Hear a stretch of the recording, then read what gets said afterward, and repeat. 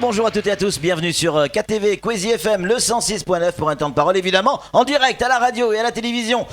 Ce premier temps de parole va être consacré à cette première journée de Coupe du Monde de rugby et pour en parler, on a du lourd sur le plateau et notamment Sébastien Rière. Salut Sébastien. Bonjour. Le patron du rugby à Mayotte.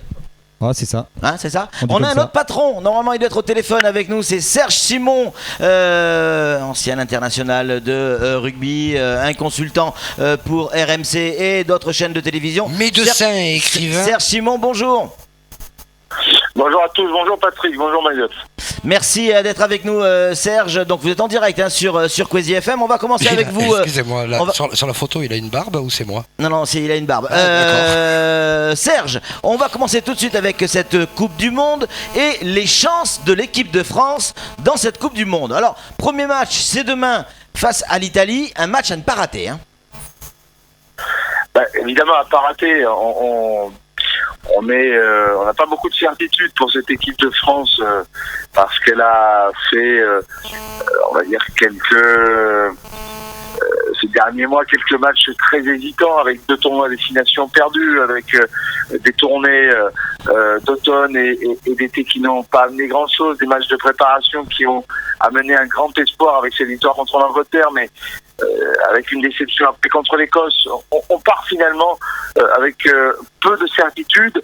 La seule qu'on ait, c'est que l'Italie, si on regarde l'histoire, on les a rencontrés 37 fois et on les a battus 34 fois. Donc statistiquement, je crois que c'est finalement une belle entame à faire pour l'équipe de France, pour cette Coupe du Monde, pour se rassurer, avec une victoire normalement à la clé. Alors Serge, dans cette poule, il y a 2 matchs à gagner pour être en quart, hein.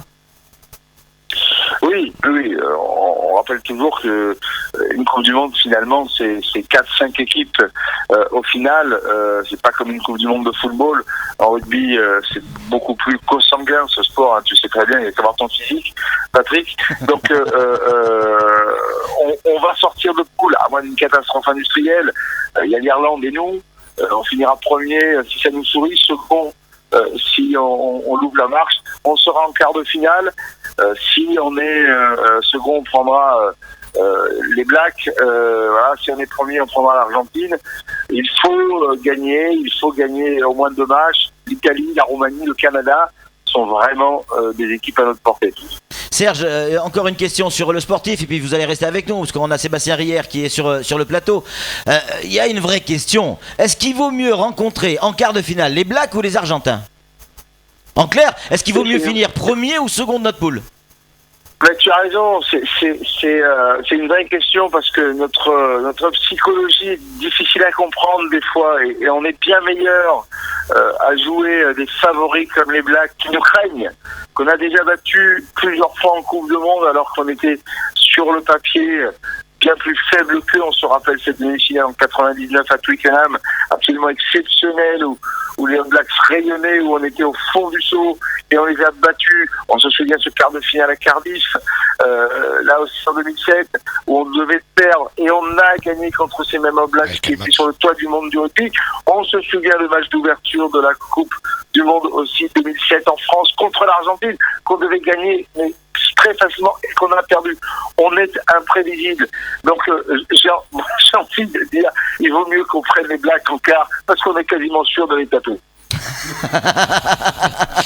Serge, vous restez avec nous, vous connaissez bien Mayotte parce que vous venez régulièrement et notamment sur notre plateau, donc vous connaissez bien forcément Sébastien Rière qui est avec nous. Sébastien, quand on entend la vision de ce que pourrait faire l'équipe de France par Serge Simon, est-ce qu'il y a de quoi être enthousiaste ou on se dit attention, ça peut être compliqué? On est toujours enthousiaste quand il y a une Coupe du Monde. Ouais, c'est toujours la fête. Donc il va y avoir 7 semaines de rugby, tout le monde va parler de rugby pendant 7 semaines. Donc on peut être que satisfait. Est-ce que à Mayotte... 7 semaines? Oui. Ah oui, non mais on rigole pas là. Non, 7 semaines. Ça dure une semaine. Au rugby on peut pas faire un match tous les 2 jours. Donc Sébastien, c'est minimum 4 jours. Quel impact peut avoir cette Coupe du Monde sur le rugby ici à Mayotte? L'impact ça va être forcément un afflux de jeunes dans les écoles de rugby. Donc ça, on essaye de le gérer. Vous êtes déjà préparé à ça? Vous y avez réfléchi avant? Vous dites, bon, on sait que la Coupe du Monde va nous amener du monde, il faut un encadrement, plus de monde au niveau de l'encadrement. Vous êtes déjà préparé ou vous allez fonctionner à vue? On s'y prépare, moralement en tout cas, on s'y prépare. Ouais. Après, avoir des gens sur le terrain pour accueillir ces jeunes qu'on ne va pas manquer d'avoir, c'est plus compliqué parce que c'est des bénévoles, donc il faut avoir des bénévoles et ça se trouve pas sous le pied d'un cheval. Et puis en plus, il n'y a pas beaucoup de chevaux ici, donc... On a Romain d'ailleurs sur le plateau pour les chevaux. Serge, vous êtes venu plusieurs fois à Mayotte, vous avez rencontré le monde du rugby ici à Mayotte. Vous avez senti cette ferveur pour le rugby?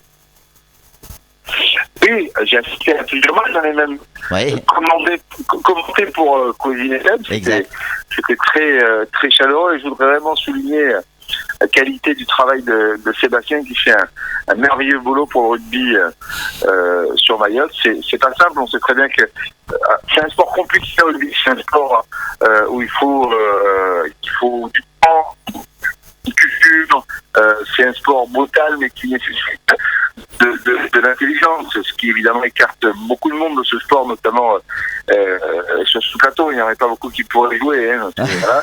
Je vous vois arriver avec son ça va, Serge. Voilà, ça va aller. Voilà, donc il faut. Quand on n'est pas dans une part de rugby où il y a un gros équipe important, où voilà, ça fait vraiment partie. On vous reçoit pas bien, il faudrait qu'il se remette là où il était avant. On vous reçoit pas bien, Serge. Est-ce que essayez de bouger, de vous repositionner, vous allez voir ça avec Ousmane. Je vais rester avec Sébastien Rière. On se souvient de ces images qui avaient été diffusées notamment dans le journal de 20h de TF1. Un sujet qu'on avait pu faire à l'époque où on voyait sur cette Coupe du Monde de l'époque, on était sur les favelas, là-haut, on appelait ça comme ça, au milieu des bangas, sur la terre rouge. Il y avait 2 drapeaux, bleu, blanc, rouge, plantés sur un banga. Sur la terre rouge, il y avait une télévision couleur et tous les gamins qui chantaient la Marseillaise. On se souvient, on en a encore la chair de poule, rien que d'en parler. Est-ce qu'on va vivre encore ce genre d'événement? Est-ce qu'à Mayotte, un peu partout, on va suivre la Coupe du Monde? Je pense que oui, nos jeunes... les jeunes qui viennent jouer au rugby à Mayotte sont mordus quand on les a attrapés, on les a bien attrapés, l'hameçon est bien planté, donc ils restent au rugby, ils vont en métropole, ils jouent au rugby en métropole, ils reviennent à Mayotte, ils rejouent au rugby quand ils rentrent. Donc ça, c'est vrai que c'est une victoire un peu du rugby mahorais. On arrive à exporter nos joueurs, ils vont jouer en métropole et quand ils reviennent, ils recommencent à jouer ici, donc ce qui n'arrivait pas il y a encore quelques années. Et ils sont contagieux avec tous les gens du quartier, parce que là on parle d'un exemple où tout un quartier participe et rate le match, quoi. Oui, puis c'est un moment festif aussi, voilà. C'est le rugby c'est peut-être un prétexte aussi, mais c'est festif et on voit que voilà, il y a l'attachement au sport, à la France. Et c'est bien. Alors évidemment, on sent bien que cette poussée, et vous y êtes pour beaucoup, Serge vient de le dire à l'instant, on va le retrouver, Serge, le rugby est en train de prendre effectivement à Mayotte. Mais on a toujours le même problème, c'est le manque d'infrastructures. On a la possibilité, Serge, vous êtes venu à plusieurs reprises à Mayotte, vous avez rencontré ces rugbyman et notamment l'encadrement. On ne peut pas faire quelque chose pour avoir des vraies infrastructures ici à Mayotte, notamment pour le rugby? Si, on peut faire, il suffit de demander à la Fédération française de rugby. C'est vrai, alors, plaisanterie mise à part, c'est vrai que le rugby est très implanté en métropole, sur certains territoires, le sud-ouest, on connaît ce rugby de Toulouse, de Biarritz, de Perpignan, de Bordeaux, je suis un peu dans le cliché, mais c'est ça, et c'est vrai que Mayotte c'est loin, c'est vrai que les Tom-Tom c'est loin pour une politique fédérale, c'est un rugby un petit peu exotique, c'est un rugby un petit peu marginal, ça fait pas partie des priorités, et je crois que c'est des choses qui peuvent changer, parce que évidemment il y a une continuité du territoire infecté, il y a aussi quelque chose de l'ordre allez, je vais dire un mot qui est sensible, mais un peu de la mission. Il faut que dans ces territoires, et il y a Mayotte, mais il y a la Réunion, il y a Wallis et Futuna, il y a les Caraïbes, ce sont des territoires évidemment nationaux, et la fédération devrait faire beaucoup plus et aider des gens comme Sébastien à promouvoir le rugby. Et c'est vraiment pas compliqué, parce que à cette échelle, je crois qu'il y a, Sébastien, si je me trompe, mais le nombre de clubs à Mayotte, c'est 7 clubs à Mayotte. C'est 7, oui. Voilà. C'est bien ça. 7 clubs, il y a 1885 clubs sur le territoire français, 7 clubs à Mayotte. Il faudrait vraiment peu chose quand on a des hommes de la qualité de Sébastien, parce que ça c'est clé. Balancer des moyens là où il n'y a pas les bonnes personnes, ça sert à rien. Mais par contre, quand il y a les bonnes personnes, il faut en profiter. Et à Mayotte, il y a les bonnes personnes. Donc il faudrait très peu de choses pour que les choses s'améliorent, pour que la situation s'améliore. Et ça ne manquera pas de le faire, Serge, je pense, dans les prochaines années. Merci. Avec, Sébastien, on a bien compris dans vos propos que vous avez absolument besoin de la voix de Sébastien pour l'élection de Bernard Laporte à la présidence de la Fédération française de rugby, dont vous êtes, Serge, le directeur de campagne. Alors, puisqu'on est en campagne, faites-nous une promesse, mais pas une promesse de campagne, ni une promesse de Gascon. Si effectivement, votre poulain, à savoir Bernard Laporte, devait être élu président de la Fédération française de rugby, est-ce que oui ou non on va mettre le paquet à Mayotte pour avoir des infrastructures? Je vais vous faire 2 promesses. Oui, bien sûr, on va mettre le paquet à Mayotte. Attention, on enregistre, hein. Absolument. Ça, c'est une promesse. Et vous pouvez la garder. Et comme je viens souvent à Mayotte, je ne peux pas faire de promesses en l'air. Donc, il y aura une politique envers les dom-toms et notamment envers Mayotte qui sera complètement différente. Et d'ailleurs, je trahis pas de secret en disant qu'on s'appuie beaucoup sur Sébastien pour définir les grandes lignes d'une nouvelle politique de la fédération dans les dom-toms qui correspondent exactement aux besoins de ce territoire qui évidemment a des spécificités. Et la deuxième promesse que je fais, c'est que Bernard Laporte va venir à Mayotte pendant sa campagne pour rencontrer le rugby mahorais. Allez Serge, il nous reste 2 minutes et figurez-vous qu'il y a Samuel Bocher qui a une question à poser, pas forcément à vous mais plutôt à Sébastien, sur le rugby. On s'accroche. Ouais, je rebondis sur les propos de Serge qui dit qu'il suffit de demander à la Fédération française de rugby pour avoir des infrastructures. Après, il a dit trêve de plaisanterie. Laissez-moi finir. Eu égard à vos qualités, Sébastien, pourquoi vous avez jamais sollicité la Fédération française de rugby? Ah mais mon ami, on a sollicité. On a sollicité pour le stade de Cavani, pour tout vous dire. La fédération, il y a de nombreuses années, puisque ce projet a commencé il y a de nombreuses années, avait acté le fait de donner une aide pour la réalisation de la pelouse synthétique du stade de Cavani. Comme l'avait fait le foot également. Comme l'avait fait le foot également. Et je crois qu'il s'est passé 2 mandatures à la Fédé depuis le début du projet. Forcément, les choix politiques des fédérations ont changé.